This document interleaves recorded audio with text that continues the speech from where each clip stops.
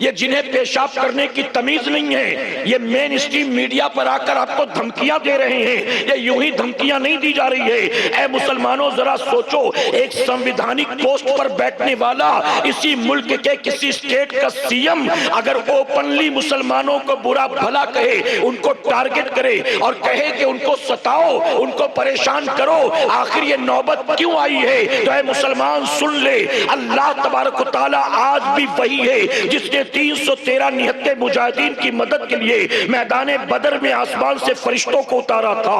अल्लाह आज भी वही है जिसने हाथी वालों के लश्कर को तबाह करने के लिए आसमान से हाथियों को नहीं भेजा था, फरिश्तों को नहीं भेजा था। अल्लाह ने नन्हे नन्हे परिंदों की फौज को उतारा था, अबाबील की फौज को उतारा था। अल्लाह आज भी वही है, उसकी ताकत वही है, उसका इख्तियार और कुदरत वही है जिसने नमरूद को हलाक कर दिया, जिसने फिरौन को हलाक कर दिया। फिरौन आया था, अपने आप को सब कुछ समझे बैठा था, अल्लाह ने दरिया में गर्क कर दिया और इस हाल में गर्क किया कि उसकी लाश को कयामत तक के लिए अल्लाह ने लोगों के लिए इबरत का सामान बना दिया। वो जो आया था अल्लाह के खलील के मुकाबले में, अल्लाह ने उस जालिम के मुकाबले में, नमरूद के मुकाबले में आसमान से फरिश्तों की फौज को नहीं उतारा था, अल्लाह ने मच्छरों की फौज को भेजा था। और अल्लाह ने बता दिया जो इक़्तिदार की बुनियाद, ताकत की बुनियाद, लश्कर और असलहे की बुनियाद अपने आप को खुदा समझे बैठा है, तुम्हारा खुदा ऐसे जमीन पर खुद खुदाई का दावा करने वालों को लंगड़े मच्छर के जरिए हलाक करने की ताकत रखता। अल्लाह आज भी वही है, उसकी ताकत में, उसके इख्तियार में, उसके कुदरत में कोई कमी नहीं आई। लेकिन ऐ मुसलमान, तेरे जिल्लत रुसवाई की आखिर वजह क्या है? आज आसमान से मदद क्यों नहीं आती? आज फरिश्ते क्यों नहीं उतरते? आज अबाबील का लश्कर क्यों नहीं आता? आज तुम्हें तुम्हारी लिंचिंग की जाती है, आज तुम्हें धमकियां दी जाती हैं, आज तुम्हें तुम्हारे घर में और तुम्हारे घर से निकालने के मंसूबे किए जाते हैं। ये सब कुछ तुम्हारे साथ क्यों होता है? उसकी वजह यह है मुसलमान, अल्लाह की ताकत में कमी नहीं आई है, तेरा ईमान कमजोर हो गया। जो फज्र की नमाज में ना उठ सके, दावे बड़े बड़े करे, उसके दावे कोई मायने रखते? बताइए, उसके दावे कोई मायने रखते?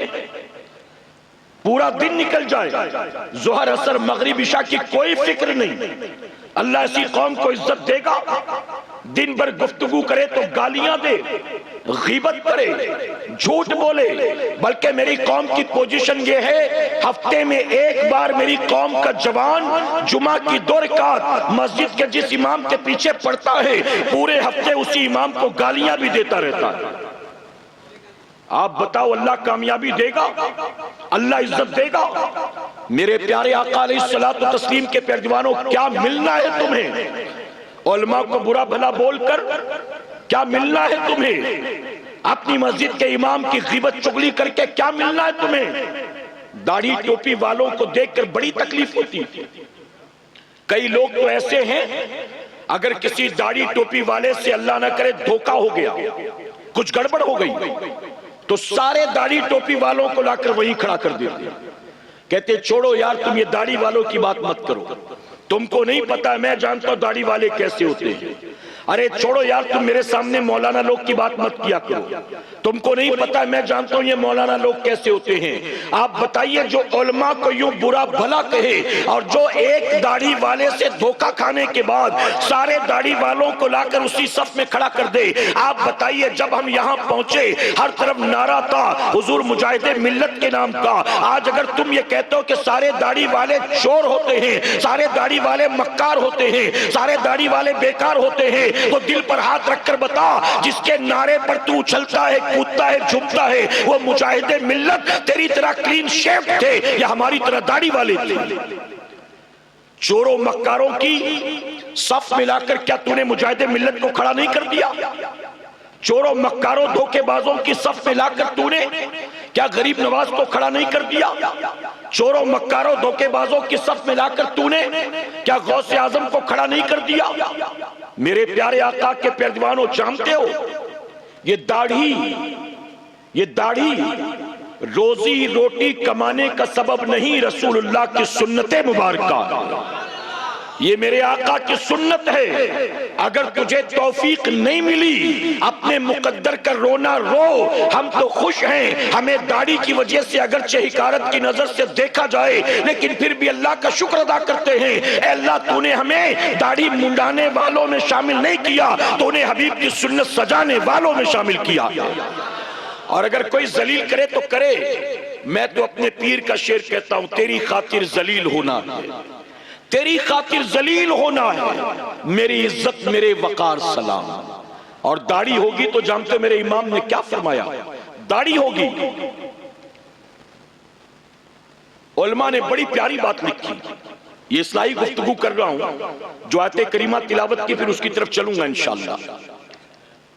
दाढ़ी वाले उलमा फरमाते हैं, एक दाढ़ी वाला बेअमल आदमी और एक क्लीन शेव्ड बेअमल आदमी, दोनों जब मरने के बाद कब्र में जाते हैं ना, और नकीरैन आते हैं हिसाब लेने के लिए, नकीरैन आते हैं हिसाब लेने के लिए, तो बिना दाढ़ी वाले को पैर की ठोकर मारकर जगाते हैं कि उठ तेरे हिसाब किताब का वक्त हो गया। लेकिन दाढ़ी वाले को अगरचे वो भी गुनाहगार है मेरी तरह, अगरचे वो भी बेअमल है मेरी तरह, लेकिन फरमाया गया रसूलुल्लाह की सुन्नत की वजह से उसे पैर की ठोकर मारकर नहीं जगाया जाता, उसे एहतराम के साथ जगाया जाता है। बल्कि ये भी सुन लो सुन्नियों, मुझे पता नहीं कि किसी अल्लाह तौफीक दे दे, कल कयामत के दिन एक मुझ जैसे गुनाहगार के लिए हुक्म होगा, ले जाओ इसे जहन्नम में डाल दो, इस बेअमल के पास कुछ भी नहीं जो इसे जन्नत में ले जा सके। फरिश्ते घसीट कर जहन्नम की तरफ ले जा रहे होंगे और वो बंदा पलट पलट कर रब की तरफ देखेगा, पलट पलट कर देखेगा। जानते हो रब फरमाएगा इसे मीजान पर ले आओ, उसको मीजान पर लाया जाएगा। अल्लाह फरमाएगा जहन्नम का हुक्म हुआ और तू पलट पलट के देखता है, जाता नहीं है, तो जानते हो क्या कहेगा? वो कहेगा मौला यकीनन मैं गुनाहगार था, मेरा सारा वजूद गुनाहों से डूबा हुआ है, मैंने कभी तेरी फर्माबरदारी नहीं की, मैंने कभी तेरे सजदे नहीं किए, मैंने कभी कुरान की तिलावत नहीं की, मैं जिंदगी भर नफ्स के पीछे पीछे चलता रहा। ऐ अल्लाह, मेरा वजूद है ही इसी लायक कि इसे जहन्नम की आग में जला दिया जाए, लेकिन मौला ये तेरे हबीब की सुन्नत को जो मैंने चेहरे पर सजाया है, आखिर तेरे हबीब की सुन्नत का क्या कसूर है? मेरे गुनाहों की वजह से इसे जहन्नम की आग में क्यों जलाया जाएगा? तो जानते हो जैसे ही बंदा अर्ज करेगा, रब की रहमत जोश में आ जाएगी। रब फरमाएगा मेरे बंदे, तेरे पास जन्नत में जाने के लिए कुछ भी नहीं था, लेकिन हबीब की सुन्नत की मोहब्बत की बुनियाद मैंने तेरे गुनाह माफ कर दिए। ऐ फरिश्तों, ले जाओ इसको जन्नत में दाखिल कर दो। मेरे इमाम फरमाते लहद में इश्क रुखे शह का दाग लेके चले, लहद में इश्क रुखे शह का दाग लेके चले, अंधेरी रात सुनी थी चिराग लेके चले। आप जानते हो, एक तवज्जो है ना आपकी, एक लड़के की जब दोस्ती मौलाना साहब से, हाफिज साहब से या मुबल्लिग साहब से हो जाए, 18, 20, 21 साल का लड़का वो अहद कर लेता है कि मेरे चेहरे पर कभी रेजर नहीं चलेगा, मैं कभी हुजूर की सुन्नत को निकाल कर नालियों में नहीं फेंकूंगा, मैं हुजूर की सुन्नत सजाऊंगा, इरादा कर लेता है। जैसे ही दाढ़ी रखने का वो इरादा करता है ना, दोस्त अहबाब अड़ोसी पड़ोसी बाद में पहले उसका अपना घर उसका दुश्मन बन जाता है। उसकी मां कहती है कि ये क्या शक्ल बना रखी है, एक बार शादी ब्याह हो जाए, काम धंधे पे लग जाए, फिर जो करना होगा कर, अभी दाढ़ी वाड़ी रखने की जरूरत नहीं है। बाप कहता है मेरे घर में रहना है ना, तो जा दाढ़ी मुंडा किया, मेरे घर में अपने हिसाब से नहीं मेरे हिसाब से रहेगा। 62 साल का बूढ़ा बाप अभी भी रोज सुबह उठ के दाढ़ी मुंडाता है। 22 साल का बेटा रखने लगा तो ये नहीं कि उसको शर्म आए, गैरत आए कि जवान बेटा रख रहा है, चलो मैं भी रख लूं, अभी तक मैंने नहीं रखी, तू रखता है, शर्म नहीं आती तुझे? मेरे घर में रहना, जा दाढ़ी मुंडा किया। दोस्त कहते हैं कि यार ऐसा लगता है जैसे जेल से छूट के आया है, ऐसा लगता है जैसे अस्पताल में भर्ती था, अभी आया डिस्चार्ज लेकर। अगर तेरे पास पैसा नहीं है तो हम चंदा करके देते, जा दाढ़ी मुंडा किया, क्या शक्ल बना रखी है।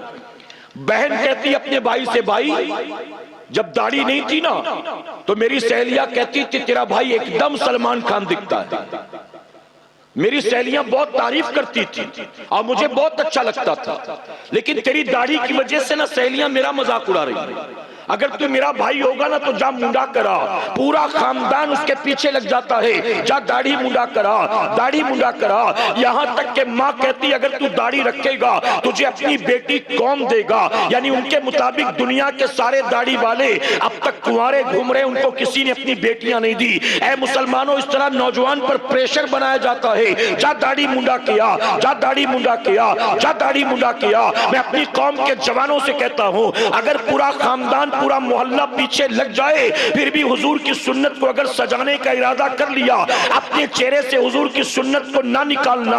उसकी वजह कि अगर तू लोगों के प्रेशर में अपने चेहरे से दाढ़ी मुंडा देगा, हो सकता है तुझे कोई खूबसूरत लड़की निकाह में मिल जाए, हो सकता है कोई बेहया बेगैरत बेपर्दा तुझसे शादी करने को तैयार हो जाए, हो सकता है कोई जीन्स टी शर्ट पहनने वाली तेरे निकाह में आने को तैयार हो जाए, हो सकता है कोई कॉन्वेंट की पढ़ी हुई अंग्रेजी बोलने वाली तेरे निकाह में आ जाए, पार्लर में जाकर आईब्रो बनाने वाली बाल कटाने वाली तेरे निकाह में आ जाए। अगर तूने अपने माँ बाप के प्रेशर में आकर अपने चेहरे से दाढ़ी को मुंडा दिया तो तुझे दुनिया में निकाह में एक बेगैरत बेहया बेपर्दा बीवी मिलेगी। और अगर तूने दुनिया के प्रेशर की परवाह ना की और हुजूर की सुन्नत को चेहरे पर सजाया, अल्लाह का वादा है अल्लाह दाढ़ी वाले को जन्नत में निकाह में 70 हूरें अता फरमाएगा। अब फैसला तेरा है, तुझे दुनिया की एक हसीन और जमील चाहिए या तुझे जन्नत में निकाह में 70 हूरें चाहिए।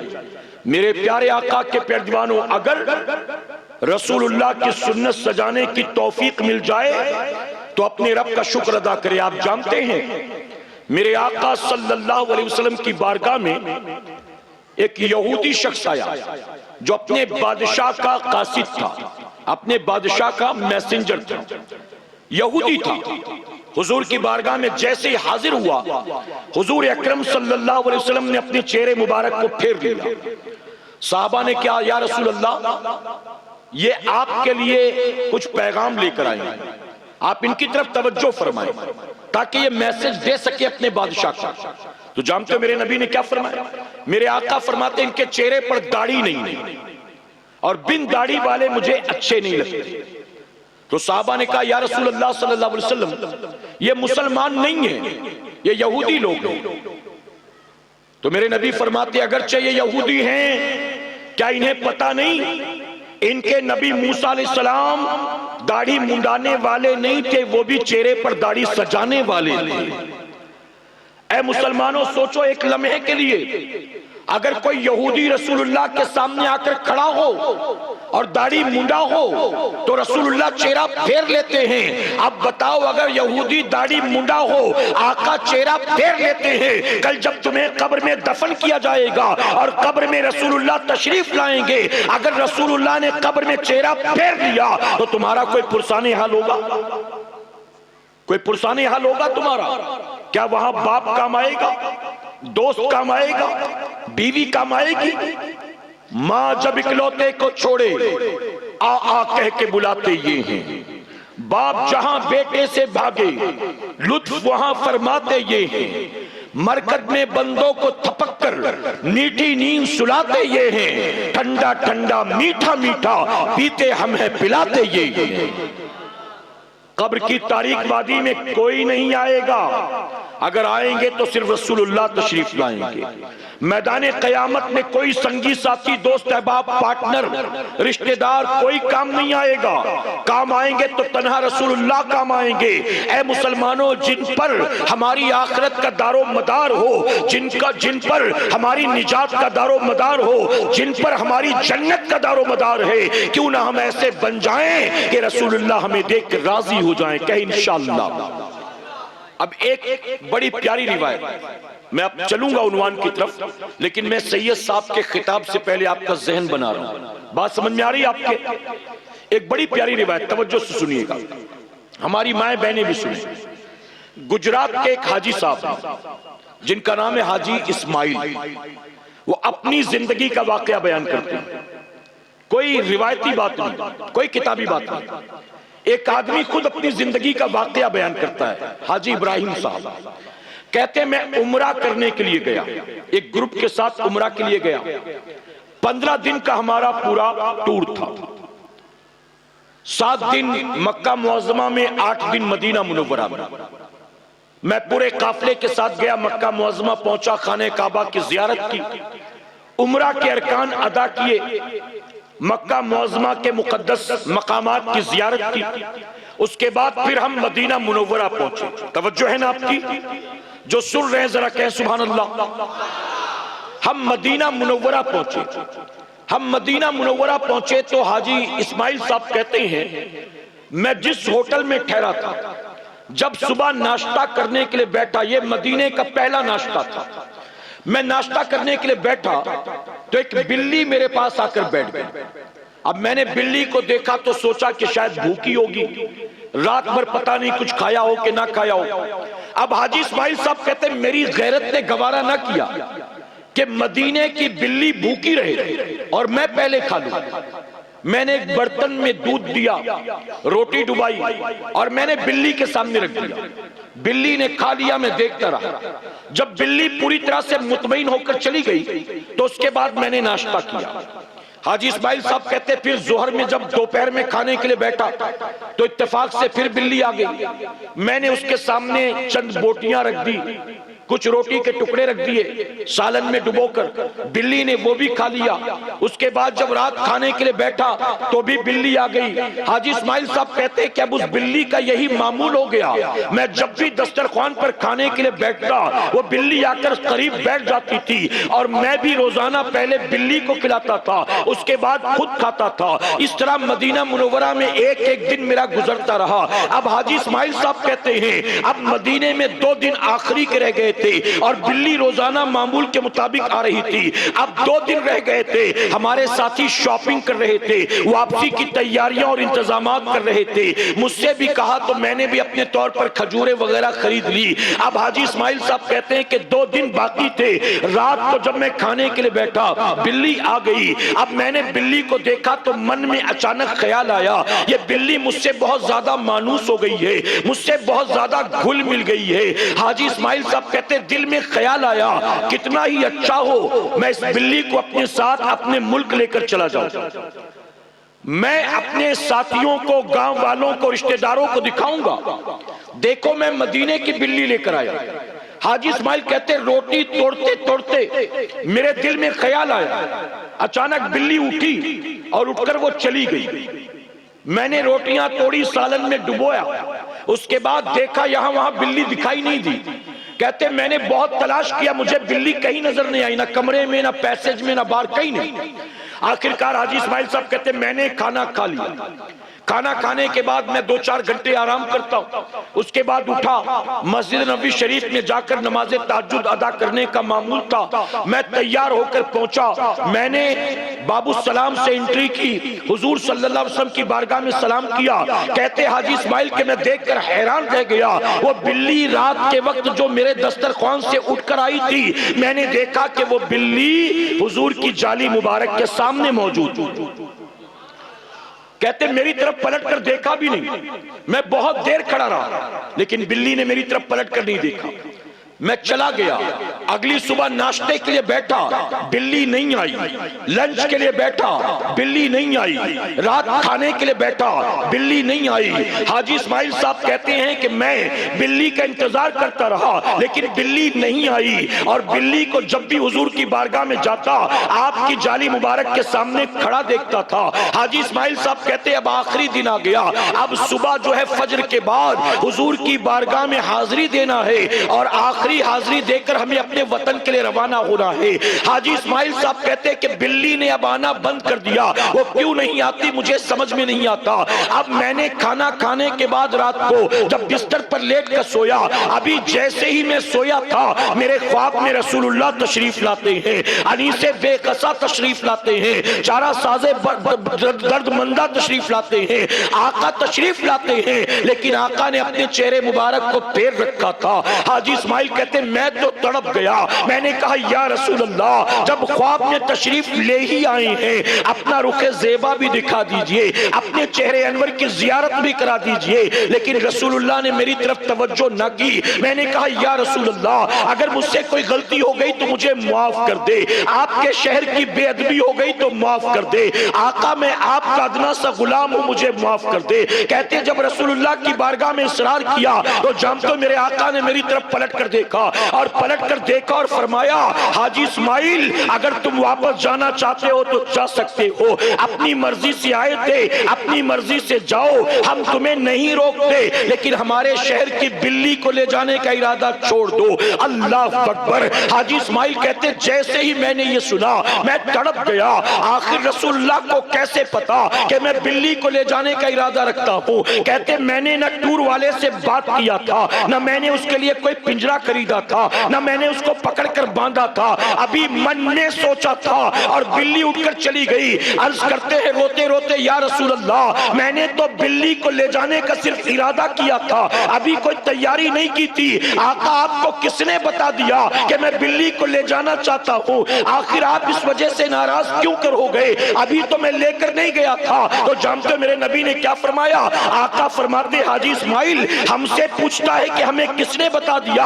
अरे वो रात है और आज की रात है, बिल्ली 3 दिन 3 रातों से आकर मेरी जालियों के सामने खड़ी है, न कहीं जाती है न कुछ खाती पीती है, हिलने को तैयार नहीं है, और रो रो कर हर वक्त एक ही दुआ करती है या रसूल अल्लाह, आपके शहर में मरना गवारा है, आपके शहर में भूखा रहना गवारा है, आपके शहर में प्यासा रहना गवारा है। ए आका मुझे बचा लीजिए, आपके शहर को छोड़कर जाना गवारा नहीं है। आका फरमाते 3 दिन 3 रातें हो गई, वो बिल्ली मेरी जालियों को छोड़कर कहीं जाने को तैयार नहीं है, और तू कहता है कि मुझे किसने बता दिया? अल्लाह अकबर। इतना सुनना था कि हाजी इस्माइल की आंख खुल जाती है।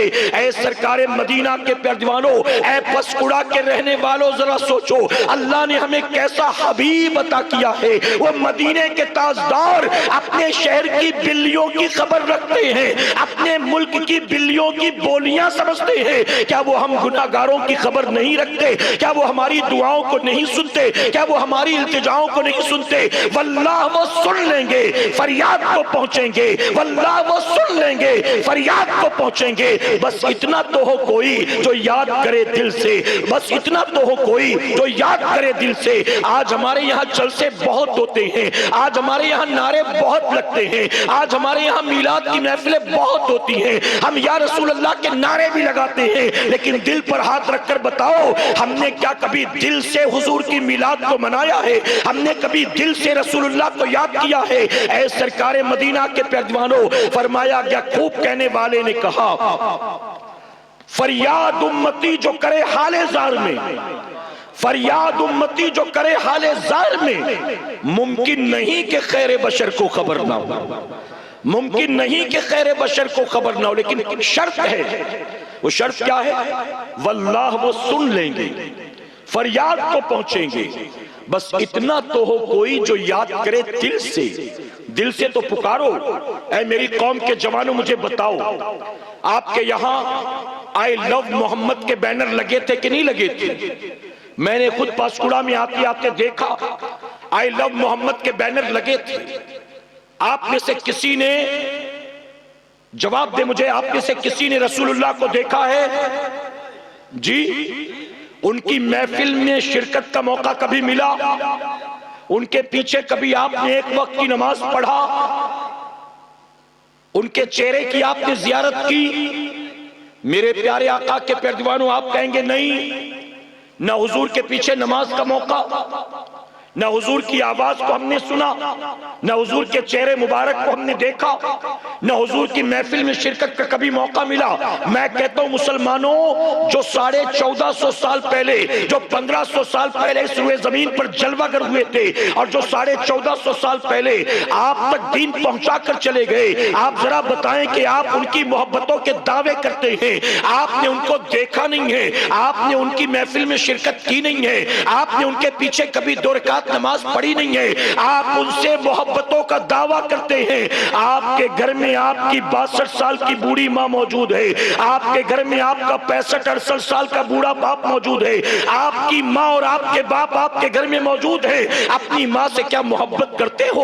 अपने बाप का क्या हक अदा करते हो? अपने बाप के बुढ़ापे को आप देखकर अपनी जवानी की ताकत उस पर जाहिर करते हो, अपने बूढ़े बाप को आंख दिखाते हो, अपनी बूढ़ी माँ के सामने जबान दराज करते हो। अरे जिस माँ ने अपनी जान दांव पर लगाकर तुझे जन्म दिया, जिस बाप ने अपनी आरज़ू और ख्वाहिशात का गला घोटकर तेरी हर ख्वाहिश को पूरा किया, जब आंखों के सामने मौजूद अपने माँ बाप से तू मोहब्बत नहीं कर सकता, तो जिसे तूने कभी देखा नहीं है उस रसूलुल्लाह से मोहब्बत कैसे करेगा?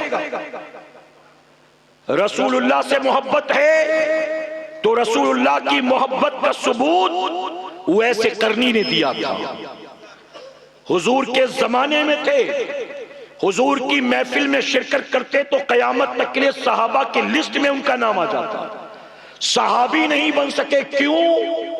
क्योंकि मां बूढ़ी थी, मां माजूर थी, मां बीमार थी, मां कमजोर थी, मां नाबीना थी।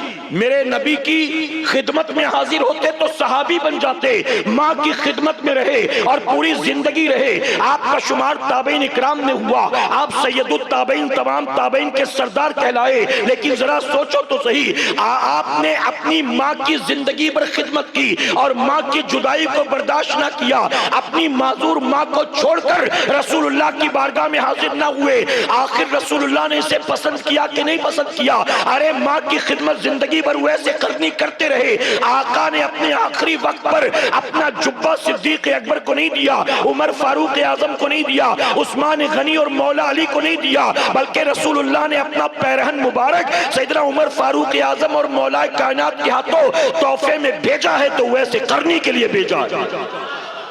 गोया नबी ने बता दिया, माओ के कदमों को चूमने वालों, तुम्हारे लिए रसूलुल्लाह का तोहफा आता है। मां की खिदमत करने वालों, तुम्हें रसूलुल्लाह पसंद फरमाते हैं। आज रसूलुल्लाह की मोहब्बत का सबूत क्या है? न 5 वक्त की नमाज, न चेहरे पर दाढ़ी, न कुरान की तिलावत, न माँ बाप की इताअत और खिदमत, कुछ भी नहीं। जिंदगी गुजारोगे यजीद पलीद की तरह और कहलाओगे हुसैनी, कहलाओगे गौस ख्वाजा के मानने वाले, कहलाओगे हुजूर सल्लल्लाहु अलैहि वसल्लम से मोहब्बत करने वालों। अजमते रसूल अजमते मुस्तफा कॉन्फ्रेंस में 200 रुपया चंदा दे देने से कोई आशिक़ रसूल नहीं बन जाता। यह अमल अच्छा है, यह अमल अच्छा है, लेकिन 200 रुपए खर्च कर देने से कोई आशिक़ रसूल बन जाएगा? लोगों ने जाने दांव पर लगा दी है, जाने दांव पर लगा दी है रसूलुल्लाह की मोहब्बत में, और हम समझते हैं बड़ा सस्ता सौदा है। मेरे प्यारे आका के पैरवानों, मेरे नबी की मोहब्बत के नाम पर गांव की हर गली में आई लव मोहम्मद के बैनर लगा देना बहुत आसान है। अपने घर के दरवाजे पर आई लव मोहम्मद का स्टिकर लगा देना बहुत आसान है। अपने मोबाइल के स्टेटस पर, अपने इंस्टाग्राम और फेसबुक के स्टेटस पर आई लव मोहम्मद का स्टेटस लगा देना बहुत आसान है। आई लव मोहम्मद की रील बनाना, वीडियो बनाना या उसको शेयर करना बहुत आसान है। रसूलुल्लाह की मोहब्बत के नाम पर ये सारे ताम झाम करना बहुत आसान है, लेकिन हकीकत में ये बैनर लगाना, स्टेटस लगाना, स्टिकर लगाना और रील को लाइक करना, फॉरवर्ड करना, ये रसूलुल्लाह की मोहब्बत की अलामत नहीं है। अगर रसूलुल्लाह से प्यार है और आपके गांव का टेम्परेचर सर्दियों के मौसम में 15 डिग्री हो, 12 डिग्री हो, इसके बावजूद अजान हो जाए और फज्र की नमाज का वक्त हो जाए, अपने बिस्तर को छोड़कर घर से निकलकर अल्लाह के घर में जाकर अल्लाह का सजदा करना, ये रसूलुल्लाह की मोहब्बत की अलामत। जिनसे बिस्तर न छोड़ा जाए, जिनसे घर ना छोड़ा जाए, जिनसे टीवी ना छोड़ा जाए, लोग आईपीएल के चक्कर में नमाज कज़ा करते हैं। आईपीएल के चक्कर में लोग बिग बॉस तो रोजाना देखते हैं, रोजाना अल्लाह का सजदा भी करते हैं, अल्लाह की इबादत भी करते हैं। मेरे प्यारे आका अलैहिस्सलातु तस्लीम के पैरवानों, अब चलिए मैं अपनी गुफ्तगू समेटता हूं, इजाजत है आपकी? जी जो मैंने आयत करीमा पढ़ी थी ना, अब उसकी रोशनी में 2-3 बातें अर्ज कर दी और फिर सैयद साहब तशरीफ लाएंगे और मेरी बात मुकम्मल। इजाजत है आपकी? एक बार जरा दुरूद शरीफ पढ़ लें आप। अल्लाहुम्मा सल्ली अला मुहम्मद व आलिहि अल